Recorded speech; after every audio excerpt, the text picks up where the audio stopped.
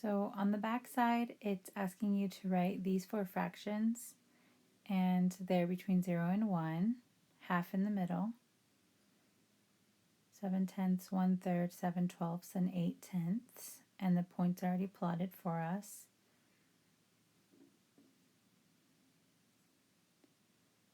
The first thing we're going to do is always compare each fraction to the benchmark half. We're going to find out which ones are less than half and greater than half. So let's do the work by looking at 7/10, 1/3, 7/12, and 8/10. Remember, we're going to use the denominators and what we know about equivalent fractions with half to determine which ones are less than, equal to, or greater than 1/2. So I'm going to start with 7/10 is what to 1/2?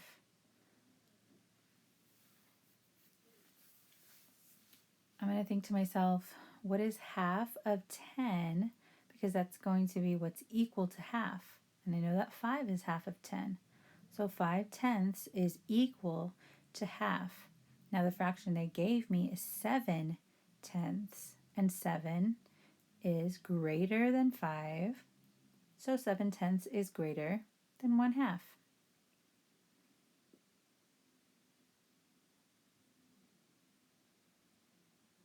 Since 8/10 has the same denominator, I'm just going to go ahead and do that one next. Even though it's the last fraction on the list, I could use this same benchmark information to help me know if 8/10 is less than, equal to, or greater than 1/2. 8/10 is what to 1/2? And remember, we know that 5/10 is equal to half, so 8/10 is going to be greater than half. If 7/10 was greater, then 8/10 is going to be greater. So now I have those two fractions determined. They've been sorted. And now 1/3. 1/3 is what to 1/2? Now remember, this is a little tricky when we have an odd denominator, an odd number, because it's 1.5 is half of 3.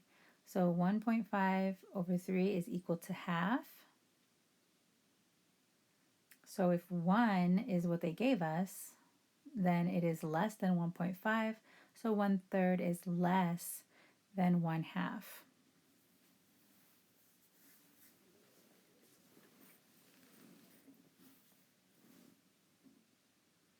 Now our last fraction is 7/12. 7/12 is what to 1/2? Well, I'm going to think about my denominator again, and half, I didn't do this, I didn't highlight the 3 on the other. So half of 12 is 6. 6/12 is equal to half then. So if I have 7/12, 7 is greater than 6, so 7/12 is greater than half. And now I know which fractions are less than half and which fractions are greater than half.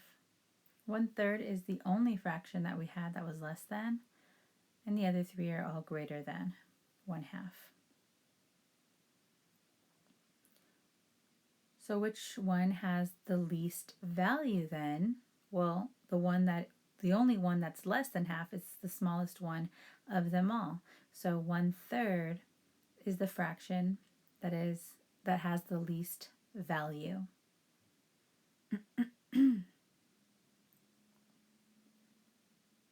And if it has the least value, then it's going to be the first fraction on the number line. And you'll notice that it's the only one that's to the left of the half because it's less than half. And now we have 3 fractions that are to the right of half because they're greater. So we have to go on to step 2 to use other strategies. So we're going to compare 7/10 to 7/12 and 8/10. And we're looking at the numerators. These two fractions, 7/10 and 7/12, they already have the same numerator. So when they have the same numerator, you're looking for the smaller denominator. And on the right, we see that it's the same denominator, 10, and that means we're going to be looking for the greater numerator. So over to the left, 7/10 and 7/12. 10th size parts are smaller than 12th size parts. So 7 out of 10 is going to be more than 7 out of 12. So I'm circling this 10 just to remind myself that's how I know that that fraction is the greater fraction. So 7/10 is greater than 7/12. And going to the right, remember what I said, that same denominator, looking for the greater numerator, because now we have the same size parts, but we're shading more when we have 8. So that one's the greater fraction. So my comparison symbol is going to be open to the 8/10. 7/10 is less than 8/10.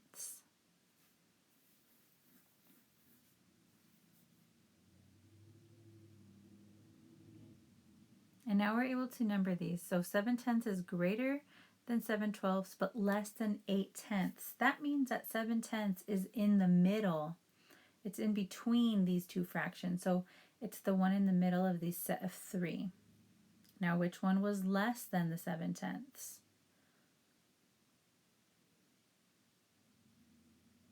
7/12 is the one that's less than 7/10. And that leaves the last fraction, 8/10. And we saw that the work showed us that it's greater. So the fractions in order from least to greatest, they want us to rewrite the fractions without the number line. So we're going to write those fractions with commas in the middle on the line.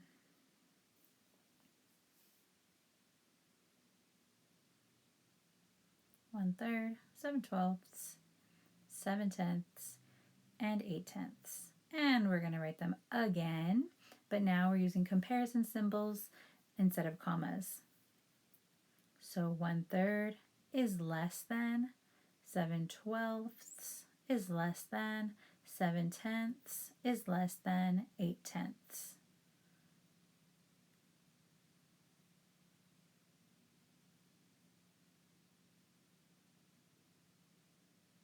For the try this, you should just pause the video, take some time to try to do this last one by yourself, and then press play to check your work. It says, try this. Write 3/4, 3/6, 1/3, and 2/12 in order from least to greatest. And they set up our blanks and our comparison symbols already.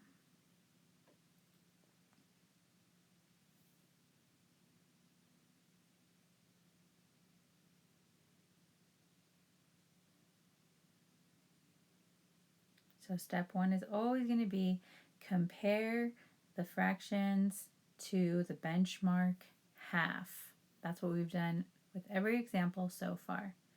Compare the fractions to the benchmark half. We have 4 fractions, so let's do them in order. 3/4.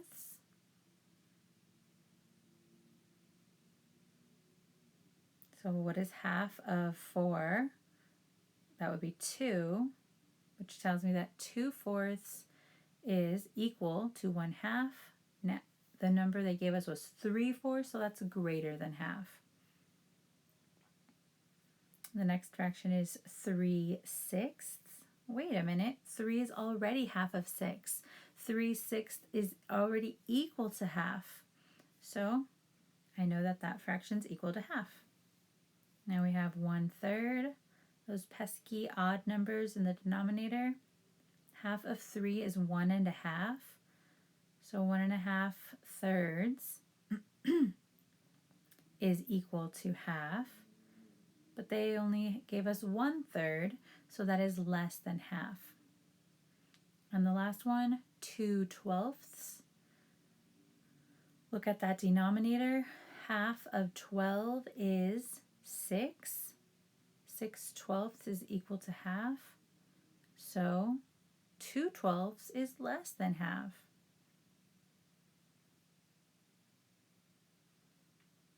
So now we have determined that one fraction is greater, two fractions are less, and one fraction is equal to the benchmark half.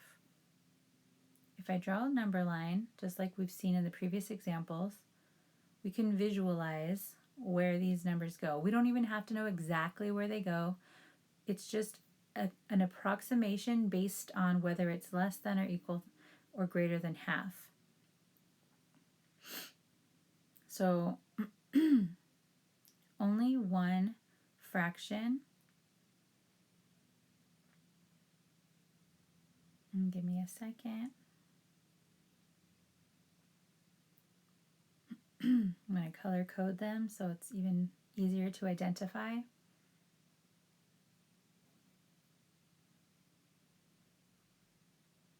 So only one of the fractions was greater than half. So I'm going to keep it to the right of half. It's greater than half, but still less than a whole. Our second fraction was equal, so that one is right smack dab on the halfway sign. On the halfway spot of the number line. And then 1/3 and 2/12 is less than half, but I don't know exactly where they go. That's why I'm not actually plotting a point, because I don't know exactly where they go. The only one I know exactly where it goes is 3/6, because it's exactly equal to half. So I'll put my blue dot there. I'm not sure if 2/12 is smaller or 1/3 is smaller, but we're going to figure it out in step 2. So in step 2, you have to use a second strategy. So you can use common denominator, common numerator. It doesn't matter which one you use. As long as you do the math accurately, you will still get the correct answer. So it doesn't need to be one strategy or another, unless the directions state that you must use a particular form to find the answer. I am going to use common denominator, but you can still get the correct answer if you use a common numerator. So when we use common denominator, we look at the fractions that we're comparing, we look at their denominators, and we list the multiples for the denominator until we find the least common multiple. And I'm going to stop at 12 because I already know 12 is going to be a multiple of 12. So once I saw 12 as a multiple of 3, then I'm good. Now 2/12 is already has a 12 there, so that's why I put the little check mark there, because that one's already done. But I need to change 1/3. I need to rename it into 12ths. So 3 times what equals 12? Now if you don't know that automatically, you can use the multiples to help you out. 3 times what equals 12? Well, I multiplied times 1 to get 3, times 2 to get to the 6, times 3 to get to the 9, and times 4 to get to the 12.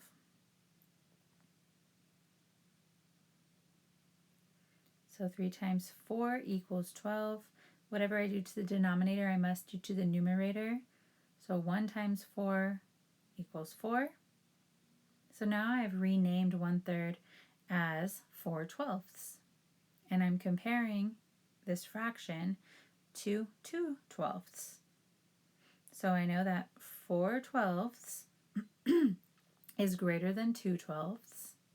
So if 4/12 is greater than 2/12, then that means that 1/3 is greater than 2/12. So that is the greater fraction. 1/3 is greater.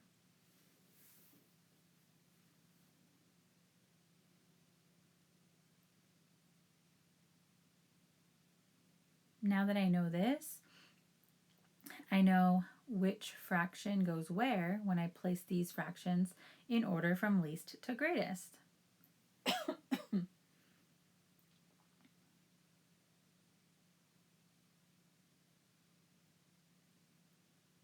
I'm going to start filling in these blanks. The 3/4 was the only one greater than half.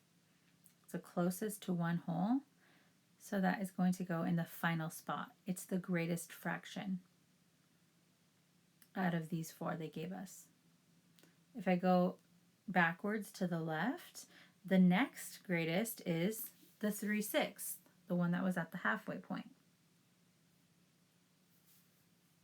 And now that I did the common denominator side work, I know that 1/3 is greater than 2/12. So that means that 1/3 will be my next largest, leaving 2/12 as the smallest of these fractions. It's the least value. And 2/12. And remember, I don't need to know an exact placement of these points for this purpose, for the purposes of this lesson. But if you want to visualize approximately where they are, you can always place them on the number line about where you think they would be by visualizing the size of the fraction strips.